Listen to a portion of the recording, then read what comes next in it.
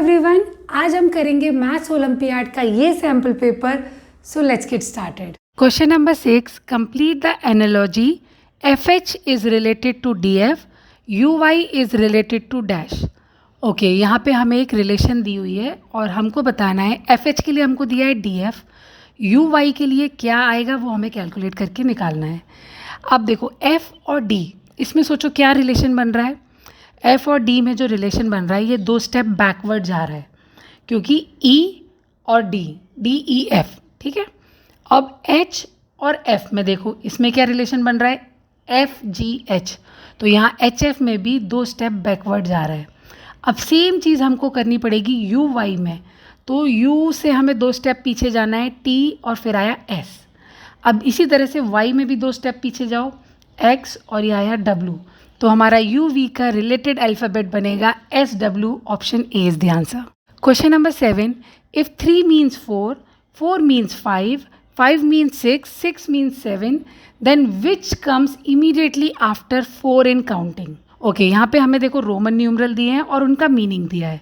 3 का मतलब है 4, 4 का मतलब है 5, 5 का मतलब है 6 और 6 का मतलब दिया है 7. क्वेश्चन में पूछा है इमीडिएटली आफ्टर 4 क्या आता है. 4 के इमीडिएटली बाद तो 5 आता है, तो आंसर 5 होना चाहिए. अब मीनिंग वाले लाइन में आ जाओ. देखो यहाँ 5 का रोमन न्यूमरल दिया हुआ है 4, तो हमारा आंसर होगा 4. Option D. Question number 8.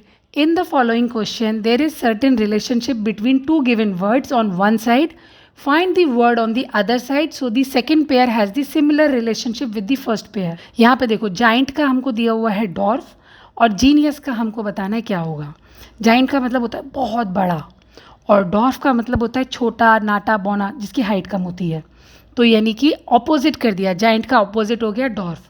Similarly हमको यहाँ पे जीनियस का ऑपोजिट देखना है. जीनियस का मतलब होता है वेरी इंटेलिजेंट. अब ऑप्शंस पे आ जाओ. विकेड, विकेड तो दुष्ट होता है, तो इंटेलिजेंट का उल्टा दुष्ट तो नहीं हो सकता. ऑप्शन बी जेंटल, जेंटल का मतलब होता है नोबल, कोमल, तो जीनियस का ऑपोजिट ये भी नहीं हो सकता. ऑप्शन सी इडियट, इडियट तो आपको पता ही है, इंटेलिजेंट का उल्टा इडियट. तो option C is the answer. Tiny भी इसका आंसर नहीं होगा. Option C. Question number 9.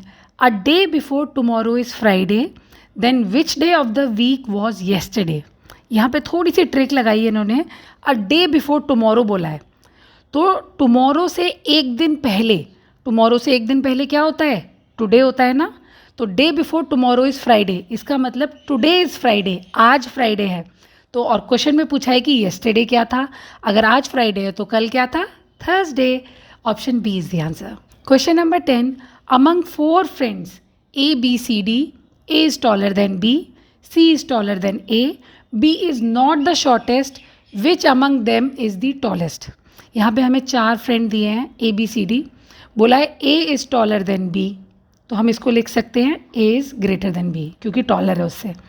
दूसरा हमको बोला है C is taller than A, तो यहाँ पे हम C को A से टॉलर बना दिया, C is taller than A.